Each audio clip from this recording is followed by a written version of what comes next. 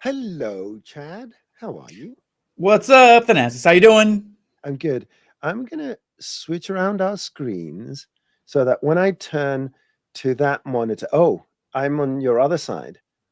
Where am I? Which way am I? Right. This way. Okay, That good. way? There you go. Yeah, but I Okay. can if I look at my monitor now, I can see you. Where's my finger? You. Good. How are things? How are things in the Pacific Northwest? If I'm not mistaken. Jolly. A little too warm for my taste, but fine. Other than that, what about you? How's things over there in A bit, Canada? yeah, a bit too chilly for my taste, but other than that, We should trade. We we should should trade. trade. We should trade. So we have Sharon in the chat. Hello, Sharon. How are you? Sharon.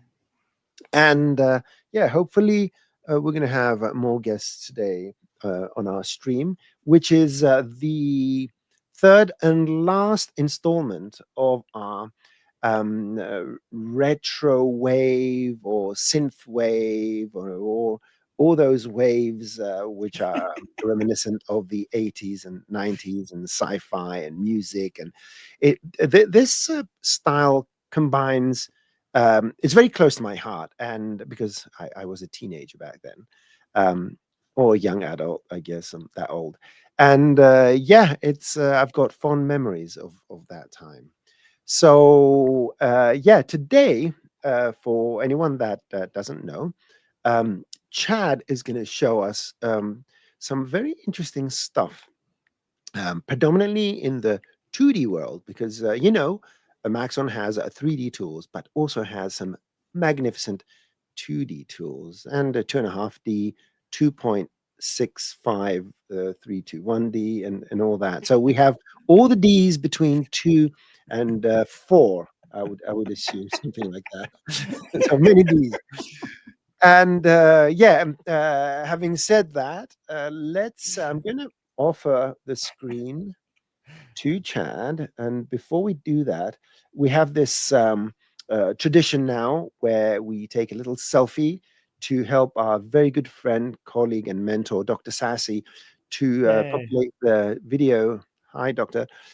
With a nice little thumbnail. So we're going to look at our cameras, 3, 2, 1, and say cheese. There we go. We have our thumbnail. And having said that, I'm going to remove our faces and offer you the full real estate of your screen for Chad's magnificent presentation. See you on the other side. Thank you so much, Noseman, and all of you joining us today. I think we should unofficially make the new Maxon slogan, all the D's between 2 and 4. That's so far my favorite thing of the entire day. All the D's between 2 and 4. I'm probably going to keep saying that. I might get a tattoo of it. So we are going to be continuing this thing with retro graphics, retrowave graphics. It's kind of like these 80s inspired graphics, kind of throwback style. And there's all these kind of things that we can do in After Effects to bring that out. And so I'm going to be showing you some things in After Effects, but really this is a conversation, the subtext, the things that like I'm not saying that are underneath the surface, is that Maxon One is like really interesting. Like this is a great playground for Maxon One, looking at Maxon One, the benefits of Maxon One, because as we have like cinema experience and we have like Red Giant experience, we can kind of balance that and play with it. And sometimes we'll want to make things in 3D, and sometimes we'll want to save it for the 2D compositing world and vice versa. So I'm going to be showing you kind of like different ways of doing things and the different tools, and you can make your choice, but it's really interesting. Sometimes I'll want to make 3D elements in After Effects, and sometimes I'll want to make 2D elements in cinema, and we'll talk about like why that is. So also special thanks to Noseman and Elly for the last 2 weeks. I watched this stuff and it was just like absolutely incredible. So thank you all for that. Okay, so here's this like promo that I made before this week started, or before the month started. And I kind of just got to play a bit with this idea and with these themes, and it was like really fun. And so this is kind of like some of the stuff we're going to be talking about. Like Noseman talked about like creating this kind of like chrome look in cinema. We'll be looking how to do that in After Effects. Elly talked really awesome neon stuff that she made. We'll be talking about how to kind of simulate that here in After Effects. There's some kind of cool stuff here we won't be talking about too much. I played with some star glow on stars in the background. Star glow is a red giant effect, doesn't get much love, but it creates these kind of like chromatic stars. You can change the colors, but they definitely add a pop of like 70s, 80s flair, which is like fun. They kind of remind me of like JCPenney photo studios, if you remember those back in the day. And then also like these kind of like cool neon edges, that neon feel we'll be looking at. One of the things that's kind of interesting, we won't talk about too much unless somebody has like a question or something like that, is the old trap code shine effect is doing a lot of the heavy lifting here. So I was building these elements and you could see that like I was even using like ecto in the background, which from a period point of view is not like, it feels too organic for the 80s, but I was kind of playing around with like that look. You know, it feels like you could do something there to make it kind of feel like 80s. And then shine is really doing, again, a lot of the heavy lifting and making this come alive. It's just the old effect, you know, of shine, where like it's creating these like volumetric lights. But because we have all these like neon colors and these bright pinks and things like that, then like this kind of comes alive. Michael Zalapsky, in charge of our social media stuff, got involved, and he made this kind of like little like Retrowave promo that was like really cool. It has like this like Retrowave sun and this like stylized graphics and stuff like that. And of course, the great scene that Noseman and Elly made. And I went in with that scene and I kind of like fiddled with it. And we're going to be kind of spending some time here today talking about how to make these various elements and use these different styles and stuff like that. You'll notice that it's like a little bit different than what they had before. And we'll be talking about that. So let's first talk about wireframes because there's some ways to do wireframes here in After Effects and ways to do wireframes in cinema. And I think this is one of the ones where it's just kind of like a really good example of being able to know how to do it in 3D and knowing how to do it in 2D, because sometimes, you know, there might be one way that's better or another. Now, if you remember, when we looked at cinema the last couple of weeks, it's very easy. We can just create a landscape and we can just like bump this up, and then we can, you know, adjust the seed to get like a more mountain rangy type thing. Maybe that'll work. And it's really easy to go in. And I didn't know this before. Noseman taught me in the last 2 weeks ago. But I can create a new material, I'll apply it to my landscape, and we can just go and create a wireframe node. It's just like a wireframe. No, that's like the coolest thing. And then I could go in and apply it to like the color and maybe the opacity. And then I can go in here, which I also didn't know, that in the emission, I can command or control click this little circle, add this here and make it pop up to my like emission here. So I could go in here and I could go into my my wireframe node and change the wire color and the polygon color. And let's say I'll make this black to give us like a better idea of what's going on. Then I'll make the wire color something garish and 80s. Let's bring up the saturation. There we go. And so then we now can have this this like wireframe here, and then I'll apply this also to the emission color. Oh, and then I need to go into my IPR. I'm missing something. Oh, wait, there we go. Yeah, this is like a little bit too dense. I need to go into my mesh and like dumb it down. But this looks really, this is very cool. And it's, again, very easy to create these kind of like, you know, cool wireframe things in 3D. And you have the full benefit of 3D objects. But I'm going to show you how to also do this in After Effects, which is also kind of just like a neat trick. I have this fractal. Actually, I'll just start from scratch. Why not? We got time. It's early. This is when I get like cocky and I'm just like, oh, we have all the time in the world. So I'll just go crazy. So I'm gonna make a fractal noise layer. And, you know, we don't have to be like super particular about this. I'm going to say terrain because we want to create terrain. Actually, maybe I'll say rocky. Yeah. Yo, Adrian, we're making some fractal noise. Okay, so I'm playing around with this, and I'm kind of getting like kind of like a mountainous kind of texture, like a depth map. If you were like aerially looking down on a mountainscape, that's kind of like what I'm going for. But anyways, that's fine. And I'm going to create a new instance of mirror. And what mirror can do, I'm going to make a new solid with mirror.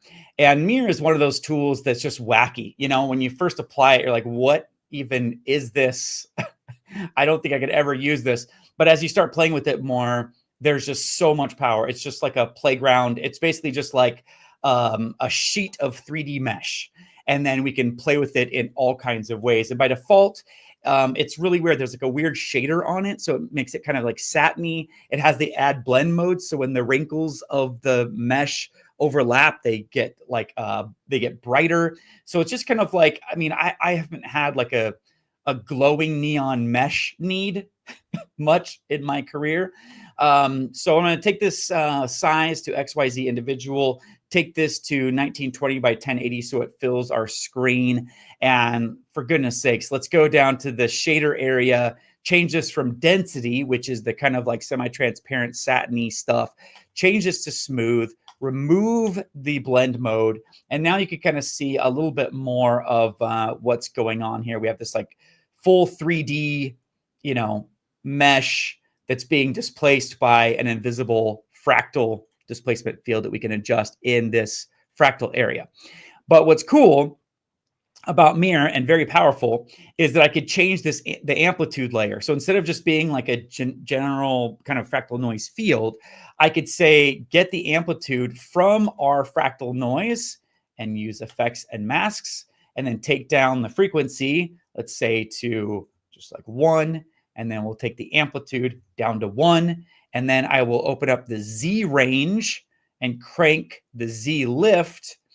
And now we're starting to see that the fractal field that we created earlier is displacing this mesh. Now we want to increase the resolution, our vertices, X and Y, if we want to see like more detail here.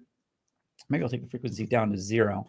I don't know why it's like so high detailed noise there. But if I go back to the fractal noise, now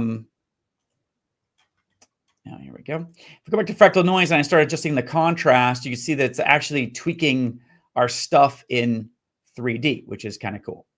So maybe I'll adjust some of these things. Maybe I'll take the scale and scale this up.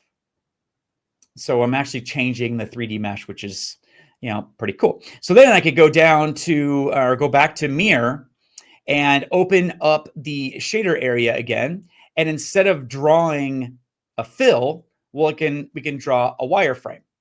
And then I'll go into material and I can make this like a cool, sexy color there. And maybe I'll take down the amount of vertices. So we have like this kind of like low poly look. Pretty cool. There we go. And if I put a camera in my scene and I move around this, we'll see that like, you know, this is like a fully 3D thing here. Fully 3D mountains. It's customizable. And so something like this, you know, like I might do that here in After Effects. If we are here in After Effects and we have this like 3D wireframe, which is like a really common design element in Retrowave, oftentimes like you'll line the sides with these like, you know, wireframe mountains.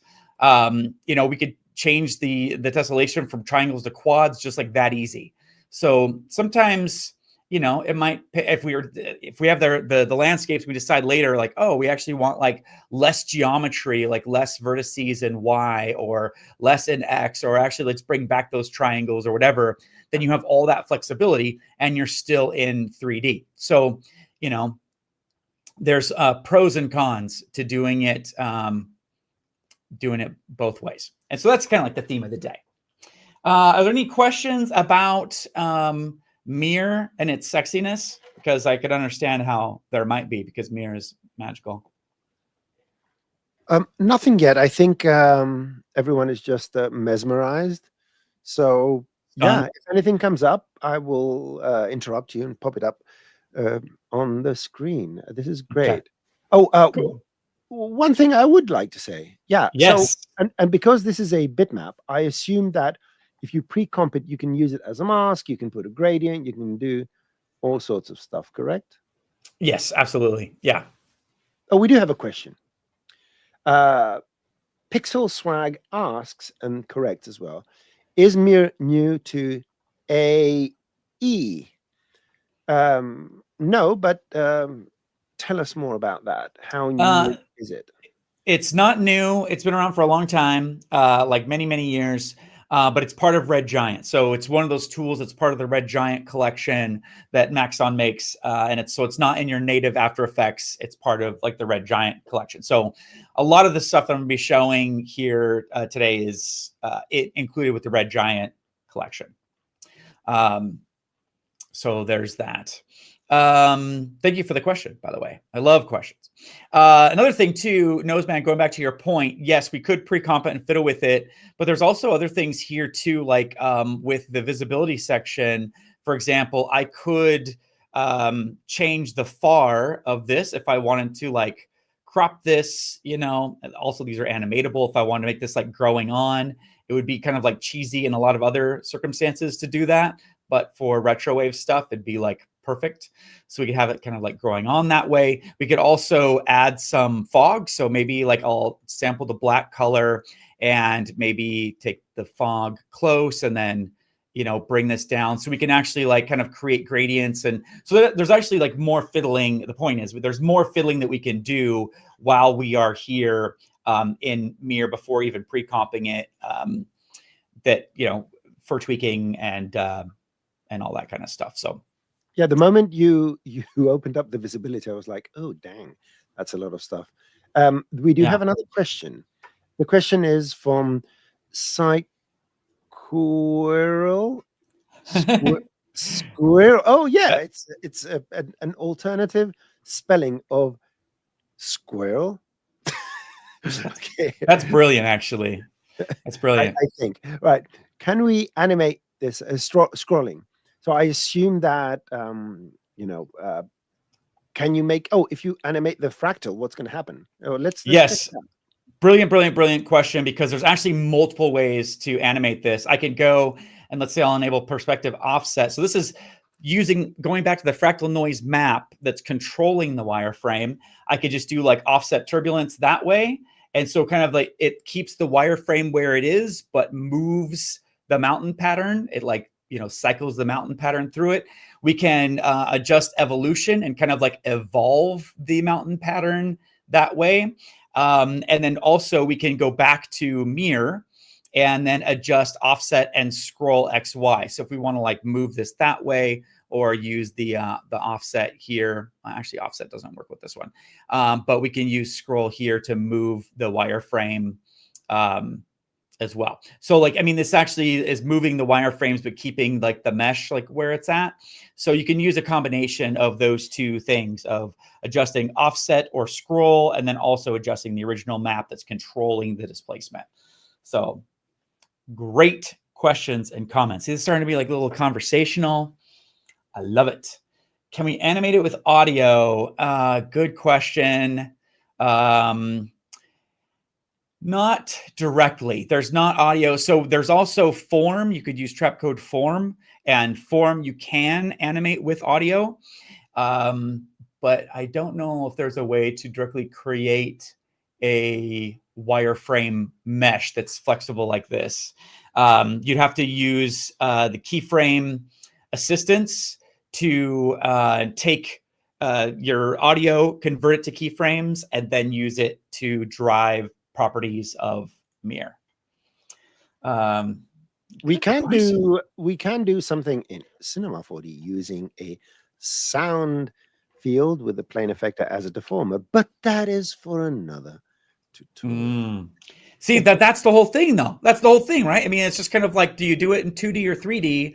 And like, that's kind of like what, in my mind, like that's like kind of like what this month is about, is like, and what, especially what today is about, is like, you know, giving you information so that you can make choices of like whether you want to actually build this in 3D, render it, or whether you want to, you know, kind of like do it in After Effects. There's like trade-offs with different methods, you know what I mean? So that's exciting. Okay, moving along. Let's talk about how to make this like cool chromey text. And for this, I'm going to apply an effect called luster. That's a Red Giant effect. And by the way, if those of you that have Red Giant, the best thing you can do if you're new, because I mean, you know, there's 136 different effects as part of Red Giant, and very few people know them all. Very few people at Maxon like know them all. It's just a lot to keep track of. So if you go to the window menu, extensions, Red Giant Universe Dashboard, this gives you a dashboard that shows you what all of the effects that were originally part of the Universe collection, like what they look like. So this is like a great way just to get familiar with these tools. This is 105 of those 136 different effects. And they're in different categories. So there's blurs, there's distort effects, there's generators, there's like motion graphics tools, which are really cool. There's just like a bunch of tools in different categories. And each one of these could be like a separate session. They're really incredible. But the category that we're going to be looking at most today is the Stylize category. And there's all kinds of tools to stylize your footage and get different vintage looks or whatever. And one of those tools is luster. Now, if I like hover my mouse over this, you'll see the apply button. So I could click this and apply luster from right here, and that will apply the default settings. But if I click in the thumbnail for luster, then I will get thumbnails of all of the different presets that ship with luster. So I like this glass one. So I could apply this from here. This applies the effect and also the preset there. So the way that luster works is it makes that that kind of like chrome gradient right off the bat. I mean, you saw how stupid my text was before, and now it's indeed radical, we could say. Like also you'll notice too, as I move my text around, that the gradient stays in place. And that is by design, but I can change that if I want to as well in these sections. I could also use my own reflection map. I could adjust the bevel here, and I can tweak the angle. I could also go in here to these points and adjust the gradient this way. So if I wanted to raise it up or like lower it down from these control points, I can do that here as well. And one of the things that's really interesting that Noseman talked about, that key to this trick is actually having an uneven surface. If you have like a razor sharp text with hard lines, like it's going to be like a straight line. And so he showed you in the last couple of weeks, like how to do that. And this effect, this luster effect, understands that as well. So it has a built-in kind of displacement. So you can see there's like roughness around the edges, and we can actually go into the highlight section and change the horizontal distortion if we want to add more of that or scale it down or whatever. It also bevels the edge. It also gives you control over highlights and shadows along the edge as well, because flat edges do not make a great chrome look. So it could simulate that here. So again, like whether you want to build this with a mesh and actually light it and actually have reflections, or whether you want to simulate it here, maybe your text isn't as, you know, dynamic. It doesn't need to be three-dimensional. It doesn't need to like rotate or play or whatever. And you can create that in After Effects. So it's kind of like, you know, your choice of which one you want to do. So, okay. Any other, let's see, Sharon has a question, I see. Can you use sound keys with mirror to move it with audio? Yes. Yes. I don't know how. Yes, I don't know. Like I would have to think of like the use case, but like the short answer is yes, you can.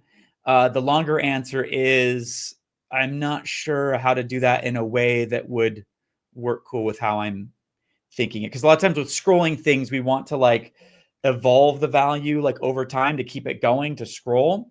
But if you want it just to kind of like go back and forth based on like audio amplitude, then sound keys would work with that. Yeah. Okay. Very cool. Okay, so that's how to make Chrome text. And moving right along, let's talk about how to make neon. And one of the things that I think worked well with this piece that I made before was the neonness of the edges. It kind of feels like electric, and then this kind of feels like electric. And there's kind of a cool trick here that I thought be worth going over. Now, one of the things to create neon is, you could just apply the optical glow effect. Again, this is from Red Giant.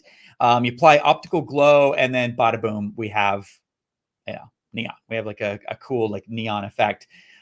This isn't super realistic, but also this is kind of similar to how glows worked in the 90s. When they simulated it, it wasn't super realistic either.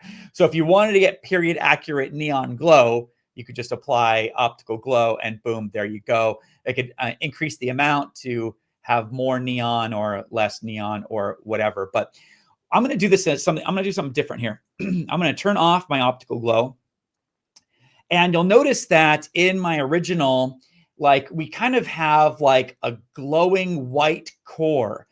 With my edge here, there's like a kind of like a glowing white core, and then a blue kind of fade out, and then same thing here. And that's kind of a cool trick that's worth going over. I talk about this like all the time. It's like one of my favorite tricks in After Effects. You could do so much with it. So forgive me if you've heard this one before, but what I'm going to do is take advantage of super white in After Effects. So you got to make sure you're in 32 bits per channel mode. If it's saying 8 BPC or 16 BPC, then you need to alt click this little thing until it says 32 BPC. Because once you say 32 BPC, 32 bits per channel, it changes the amount of colors that are available to you. And also it allows you to use super white and super black colors. So colors that are whiter than white and blacker than black. So I'm going to click on this fill color here, and 1 is white and 0 is black. So you can see my red, green, blue values here. And the way that we create this kind of like magenta light color is that we have full red and blue, and we take away green because green is the opposite of magenta. So what we're going to do is we're actually going to, so if we take this to 111, then we have just like regular full white, right? Well, what I'm going to do is I'm going to take red to 3, which is, that much brighter than white, and take blue to 3, which is that much whiter than white in the blue channel. And because green is so much lower, we're going to get a magenta tint here. So we're basically going super white in the red and blue channels, which will create a magenta-like color. I'll go ahead and click OK here. And like right now, you're just seeing just white. It just looks like regular white text. But what's happening here behind the scenes, it's almost just like this like magenta light that's like burning. It's like so hot and so intense. So all we're seeing is just like the regular white. I mean, actually, if you zoom in really close here, you could see that that white is so burning bright that it wants to like pour out of here. But if I go back here and now I turn on my optical glow, now that we've used the 32-bit per channel super white, then when we glow it, we're actually getting something that feels more realistic because it is more realistic. It's actually behaving the way that light would behave. So I could take down the amount to make this like a little bit toned down. And now we have our super white that is, glowing here. And we're bringing out the intensity of that light, and it feels a lot more organic and realistic. And of course, we can adjust the size of the glow to taste if we want to make that like a little bit bigger. That looks pretty good right there. But for neon light effects in After Effects, that's like a really cool way to go. 32 bits per channel, super white, and optical glow. It's a great combination of those things.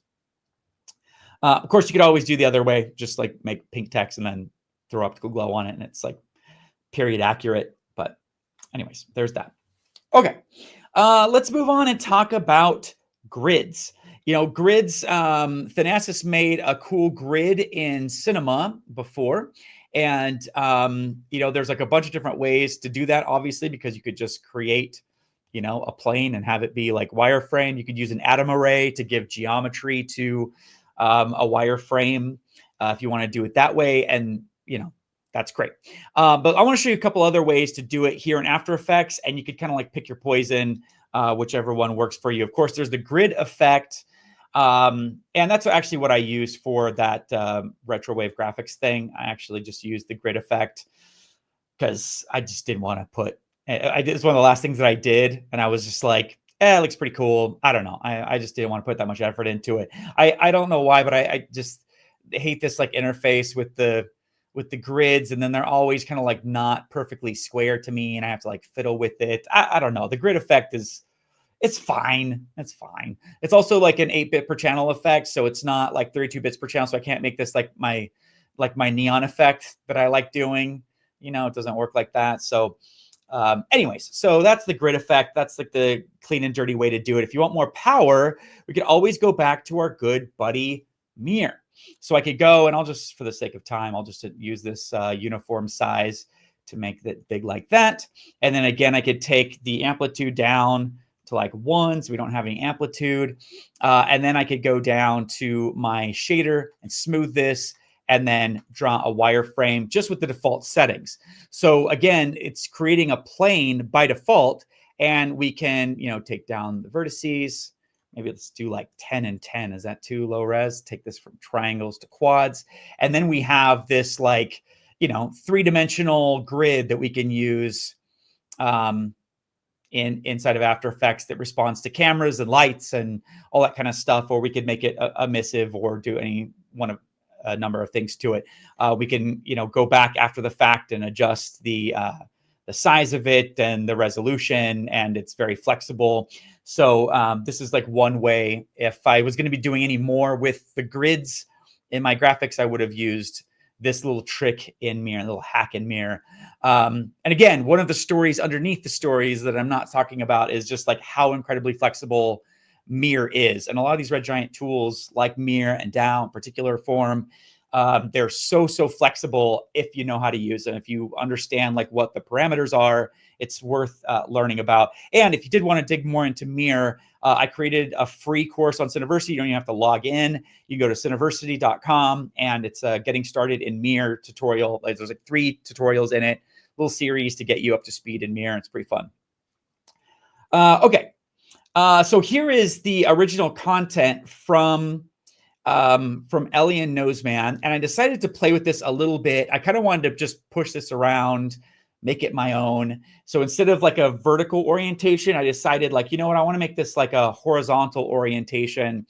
And so I kind of did some stuff to play with it a little bit that I thought was kind of like fun that I want to show you. Just a few little quick bells and whistles. Again, this is being recorded, so you know, you don't have to remember everything that I'm doing here, because I know I'm going through this kind of quickly. But what I can do is I'm going to apply one of my favorite effects. I'm always looking for an excuse to use this whenever I can. Spot Clone Tracker. It's just like the best way to clean up footage in After Effects, because I realize if I'm going to create an animation and then I have like a little plane here, like this plane should be flying, but I don't have the separate paths with the plane isolated, so I can't do anything with it. So I'm just going to remove it. Sorry to all the work that went into putting that plane in that spot. But Spot Clone Tracker, it actually works great when you have live action footage that's moving as well. But this is just a static image, so it's not going to be as impressive, but still helpful here. So what I can do here is you see that I have this gizmo here with an orange thing, and then there's a blue thing with an arrow going to the orange thing. And what this is saying is that whatever is in the orange thing is going to be replaced by the thing in the blue circle. So what I can do is I want to remove the plane. So I'm going to drag the orange circle over to the plane, and I can actually just kind of like move this around to resize, make sure that plane's nice and covered. I don't need any feathering here, so I'm going to go to feather, and I'm going to take this down all the way. And now it looks like the plane did something naughty, and we're censoring it, which is mildly hilarious. We'll take it. And then I'm going to click in this blue circle and move this over here, basically saying, as the arrows would indicate, take this data from this blue circle and put it there. And so just like that, maybe I'll just go a little bit like that. Let's see how that looks. Oops, that is not good because I need maybe a little bit of feathering. And maybe I'll need to scoot this over a little bit more. And maybe I'll need to get this a little bit bigger because maybe a little bit of airplane on that edge. Okay. There we go.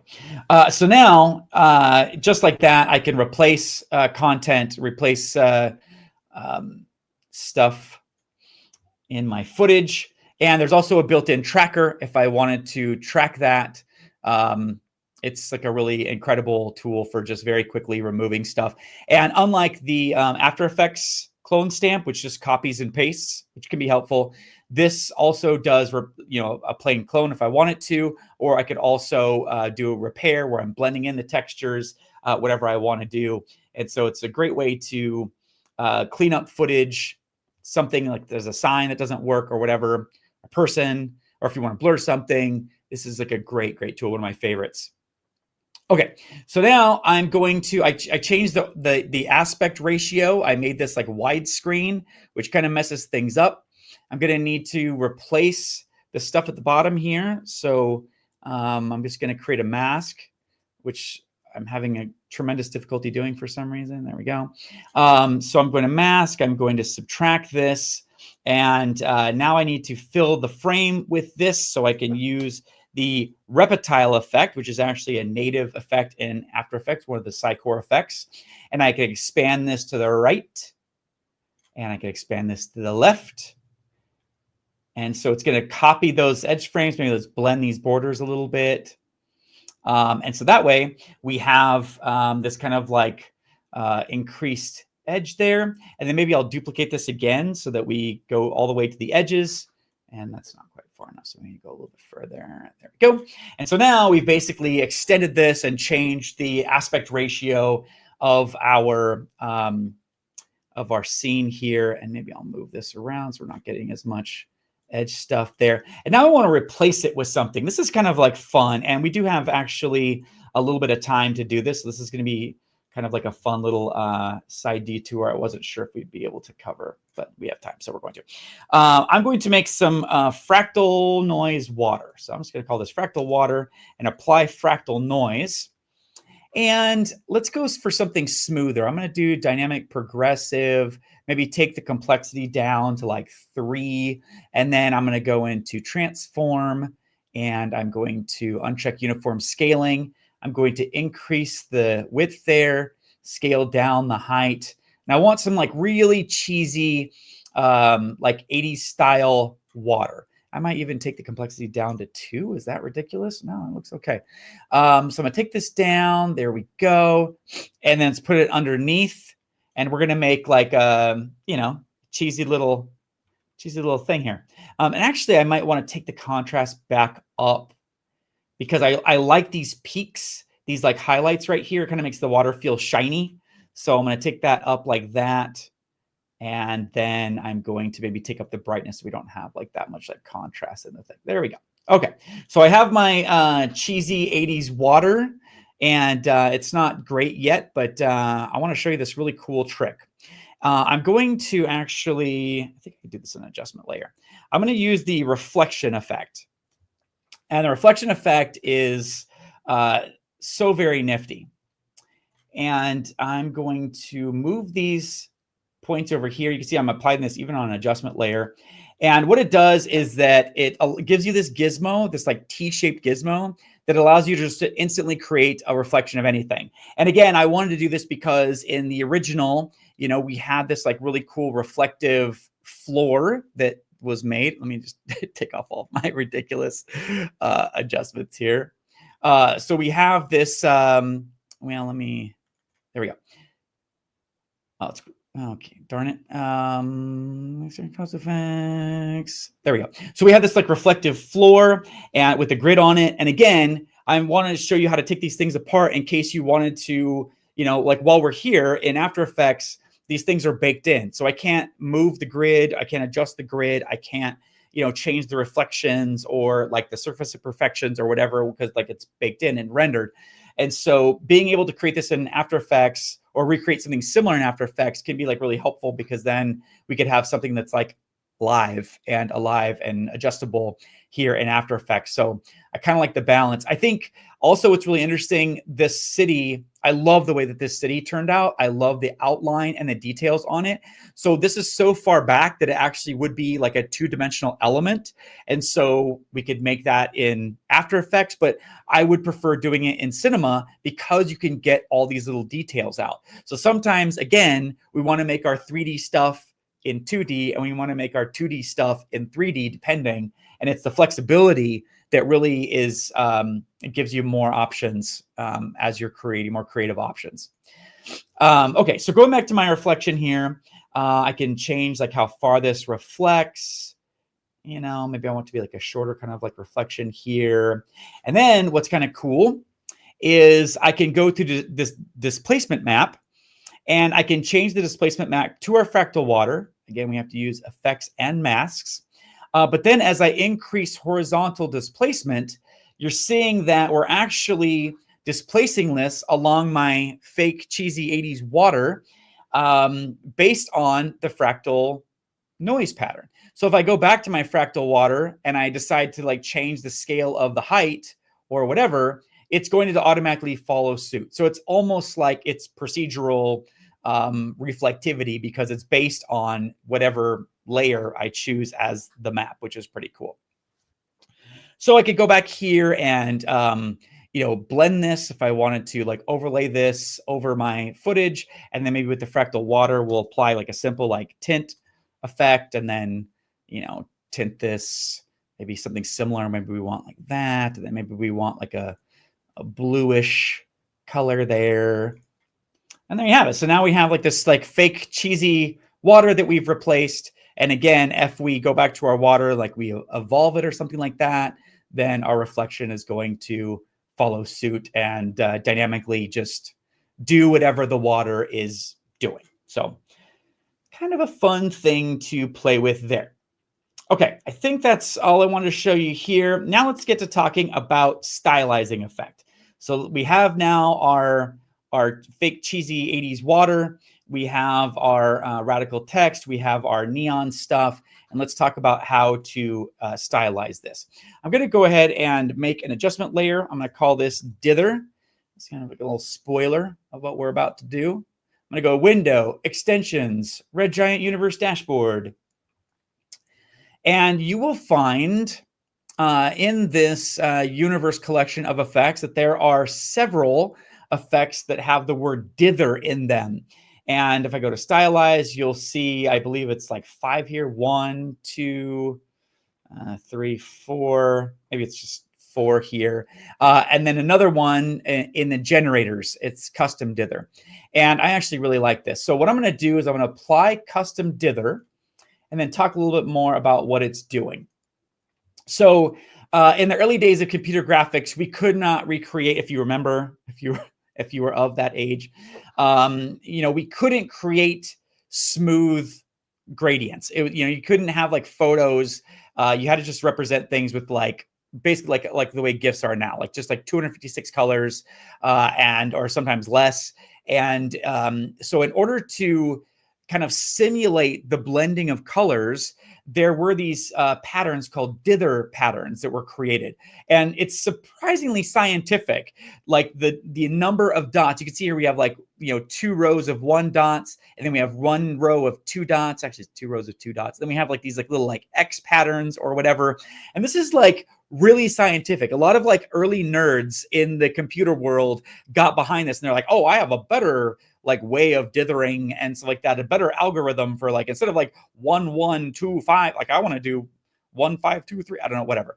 And so like they really got into these like algorithms of the best way to simulate the blending of colors, the smooth transition of colors, to kind of create photos as closely as they could with the limited palettes that they had. And so that's called dithering. Can I say something, Chad? Please. Algorithms are for wimps. Real artists used to draw these things a pixel at a time. All right? Whoa. There you go. So, and even black and white, the first Mac in 1984, a Mac Paint. It did have some automatic gradient stuff and all that did the dithering, but that was wimpy. Nah, I'm telling you, go pixel by pixel and count the pixels. So yeah, just wanted to say that those were the good old days when you used to, there were no monitors. It was just a plain piece of marble we would dig out of the mountain. And that's how old I am. Yeah, keep going, keep going. Oh, that's fantastic. Thank you for that detour. That's great. I've never actually no, that's not true. For the if you go in particular, there are some like 8-bit icons that you could use as sprites, like custom sprites. There's like a little like sword and, you know, treasure chest and skull and stuff like that. And there's some dithering, and I did that by hand. And that was like a nightmare. So You like are a real artist. That's yeah, it. I had to also go up to the mountain and chisel marble and such to get that to work. There you go. It was difficult, but I did it. So what we're seeing here is this like default pattern in this custom dither. Again, there's ordered dither, there's air diffuse dither, there's all kinds of dither that you could use, including halftone dither, which is really good for simulating like halftone patterns of printed stuff. It's like a really beautiful effect. But I want to maybe increase the posterize effect. It's taking away a lot of our colors. So I'm going to go to posterization level 3 and get back some of those colors. So maybe I'll do 2 just to show you what that's like. And then 3 gives us like a little bit more of our original colors, and we could see that going on as well there. Okay. And there's also dither size. And I'll zoom in again a little bit more so you can see the dither. If I take this down, I can say none if I want to just kind of like posterize this. But if I say half, there's that. And each time I go down, these are going to get bigger. So the dither size, so as I go to 1/16, I mean, this is not accurate. But the way I like to think of it is like 1/16 is like Atari, and 1/8 is like Nintendo. Oops, I moved my adjustment layer. Let me reset this. Okay, so again, 1/16 is Atari, 1/8 is Nintendo, 1/4 is like Super Nintendo, and then 1/2 is like, I don't know, Game Boy Advance or something like that. But this is not really accurate, but in my own mind, that's how I think of it. So if that helps you, then there's that. So there's all kinds of things we could do here. We could increase stipplings if we wanted to add more dither details. If we wanted to, we could lower the dither intensity. We could up the dither intensity, the dither bias. There's like a lot of different things that we could do here to play with this. But the dither effect, if you're looking to create these kind of like simulated looks, I mean, like we're talking about, you know, no need anymore to go to the mountain with your chisel tools and carve out a monitor and make your own dither tools. From now on, just use these dither plugins from Red Giant to create all these different patterns to create dithering. And it's just such an instantly classic look, right? I mean, without this effect, it doesn't feel like really like there's elements that are kind of vintage, but it doesn't feel like that vintage. But with the dithering effect on, it's like instantly a vintage thing, which is pretty cool. Now, another classic Red Giant tool is VHS. And so we can't talk about like 80s stuff without getting into VHS. I'm going to go to Window, Extensions, Red Giant Universe Dashboard. Again, I should just leave this open. There's really no point in closing this. This time I've learned my lesson. This time I will just like leave it open so it doesn't have to like load the dashboard. I'm going to go to Stylize, and then there's this VHS effect. And I actually talked to one of the guys on our team that was responsible for this, and they actually went to a bunch of like thrift stores all around Portland and trying to find like every single like VHS beta player they could and to sample its noise patterns. I mean, they really did a lot for this. And so I can go to like clean VHS, and I will just apply this preset for the VHS effect. Again, this creates VHS effects, and you can see the before and after. So even without seeing like the typical like VHS noise, like those like, those noisy strips that we're used to with VHS.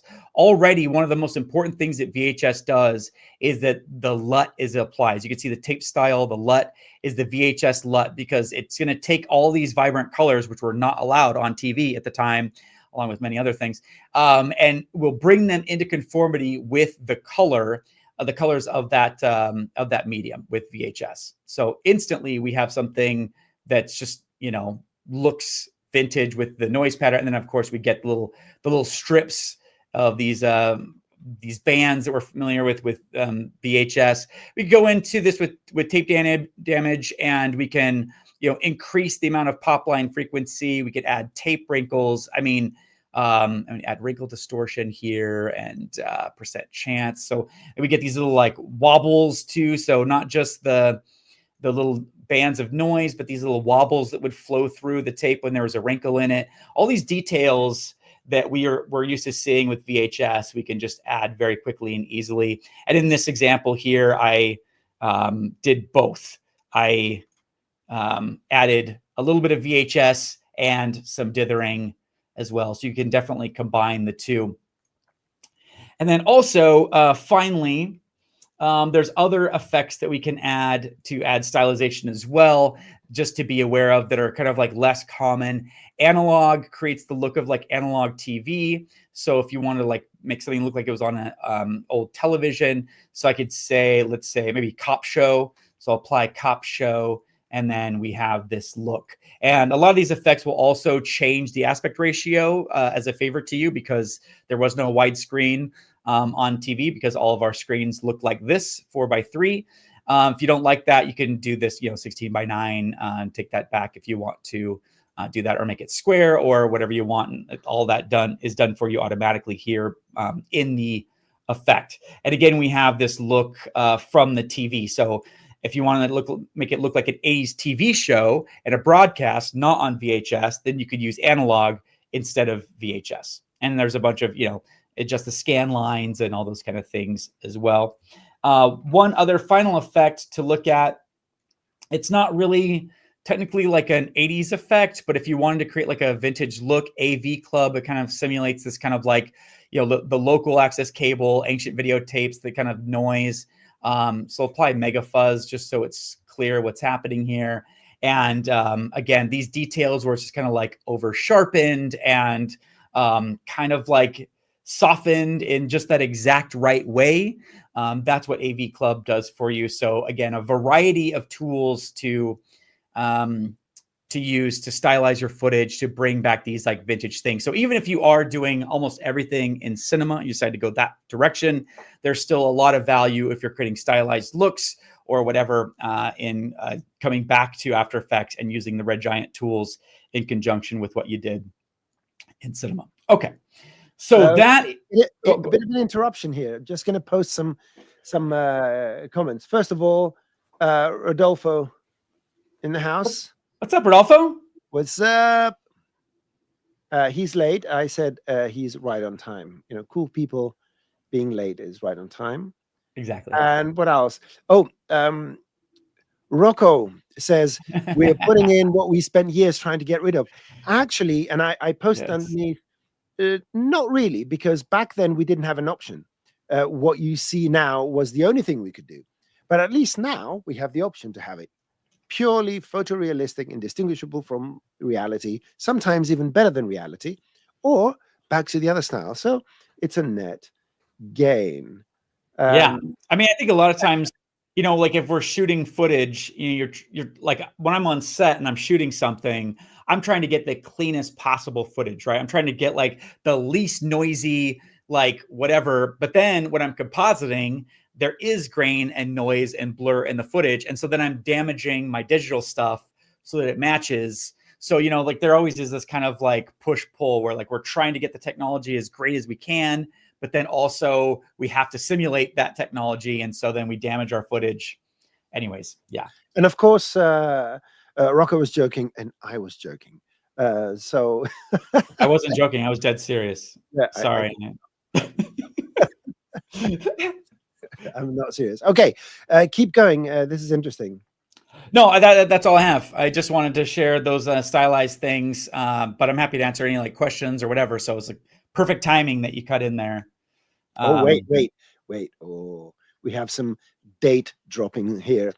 I started in 1981, 2-inch tape. Wow. Okay. That is impressive, I have to say. Yeah, Because, serious.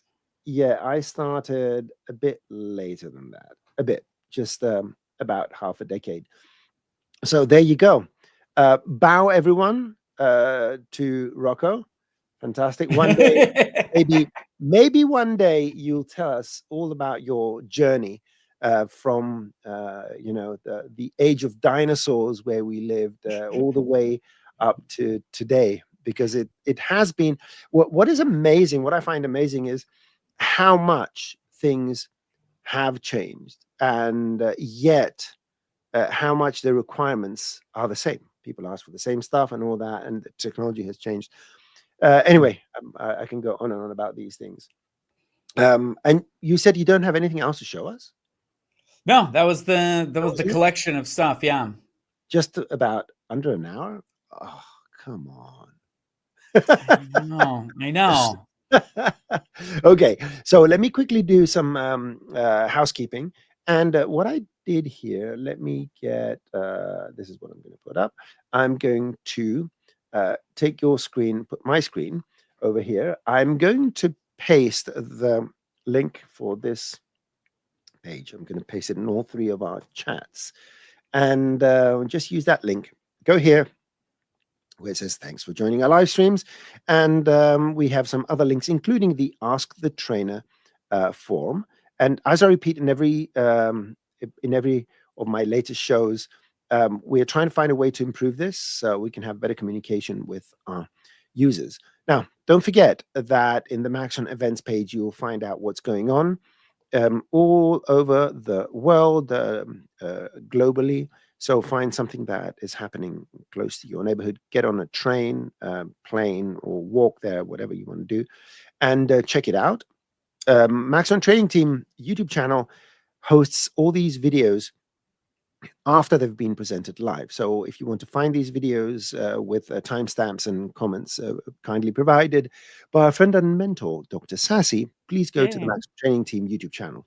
At the same time, we're streaming live on the Maxon YouTube channel, where you will find hundreds of presentations from amazing artists and technologists. Of course, go learn ZBrush, now available on the iPad. What's your experience with ZBrush on iPad? You're loving it, aren't you? Oh, I'm absolutely loving it. Like ZBrush, the desktop, like it was really confusing to me. And somehow, like putting it on the iPad, it's just the experience is like completely different. The UI feels different in all the best ways. So I'm actually like always playing with it now. I really, really, and if you feel like that, I'd recommend that to anybody. If you've been confused by a ZBrush desktop, go play with it on the iPad. It's a phenomenal experience. Very, very cool. Yeah.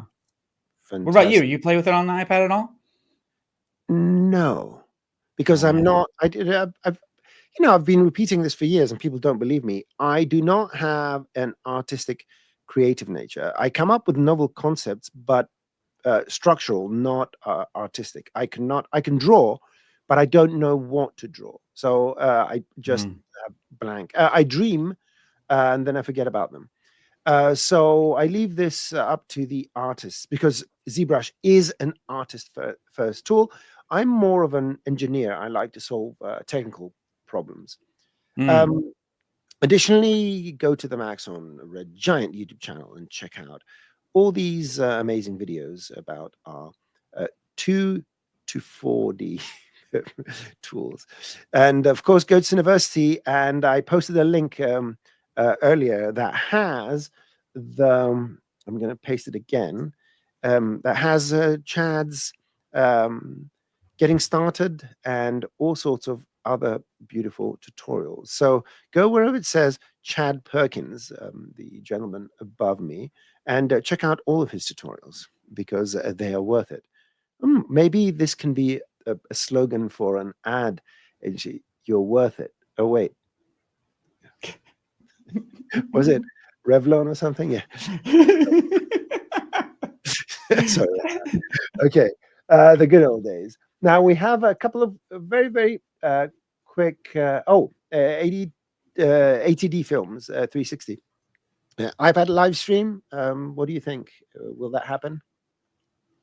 iPad live stream. Yeah, I think they do that, don't ZBrush they? on iPad.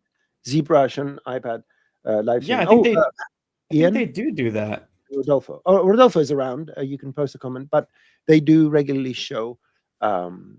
Just go learn it. Like, go download it. You can download it now on your iPad and start doing stuff. Okay, let's see. Very quickly, a couple more quick questions. Let's see, or comments. There you go. Highly respect you guys, but no bowing to me. Well, a bit. You know, there is some respect that comes with age and experience. So allow me to take that. Right. Can we make? Do you have your comps, the ones you did today?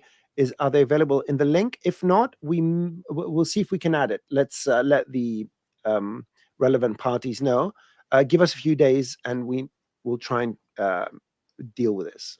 Okay. Yeah. I don't think there's anything copyrighty. I'll just go through it and package it up. It's not in there now, but yeah, give us a couple days and we can get on that. Feel free to follow us up. Is it training@maxon.net?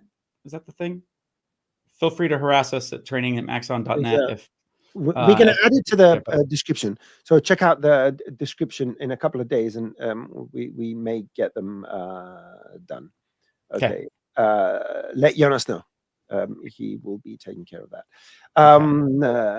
Our very good friend Drake, Chad, sorry for the basic question, but here goes. Using array gun tactical .3, for example, how does one change the color of the shape grid or shape one? The swatch is there, but not functional. Would you know anything about this? I don't know. I think let's see. Oh, I think no, I actually need to go in. I got this out. So by default, the color is coming from the color scheme. So in the shape grid area, there's color A and color B. And so by default, it's coming from there. I don't recall how to get it to switch from the color scheme because if you don't want it to use color scheme, I'll look into that. Drake, that's a really great question. Feel free to follow up with me about that. That's a good question. So I don't know. Yeah. Okay. ATD Films has ZBrush Fear. My response to that is don't. Just start playing.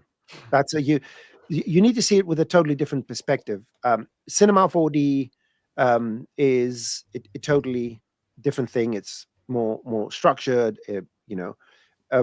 ZBrush is more of a free-flowing application, right? So more use your instinct rather than your functional. What's it called? Which part of the brain is the one that solves problems and all that? Because that's the one that applies. I don't have that part. I only have that. So also, ZBrush for iPad is totally different. Yes. Like ZBrush for iPad, like don't think of it as like, oh, I'm scared of ZBrush, so I'm scared of all ZBrush related things. Like, yeah, ZBrush for iPad is completely different. There's a great tutorial by EJ. I think School of Motion put it out on YouTube, and he just it's like an hour, and he makes like an adorable little like porcelain elephant from scratch in ZBrush for iPad. It's really, really great for people who are scared of ZBrush for iPad. Highly recommend it. EJ is like one of the best trainers out there, one of my favorite trainers in the world. And he just has a great way of making things approachable and breaking down fears. So ZBrush for iPad tutorial, EJ, Hasenfratz, School of Motion. Yeah. So one thing, our or my entire brain solves problems. I have to say, you've heard that humans only use a small percentage of their brain. I use 99.9% of half of my brain. So, that's... Anyway, okay. That's it for today. Thank you, everyone, for joining us. Thank you, Chad, for showing us all these amazing things between 2 Thanks. and 4D. I need to put that up again. So Love that. all the Ds between 2 and 4. So thank you, everyone, for joining us for these 3 weeks of fun and retro games. Yes. Yeah, and I hope to see you all again, and more of you. Take care. Enjoy the rest of your summer. Chad, I'll be seeing you behind the scenes. Yes. So I need to find now. I always have to remind people that I need to find a button. I'm going to click it. And so let's say goodbye, and then I'm going to click the button. See you, Bye-bye, everybody.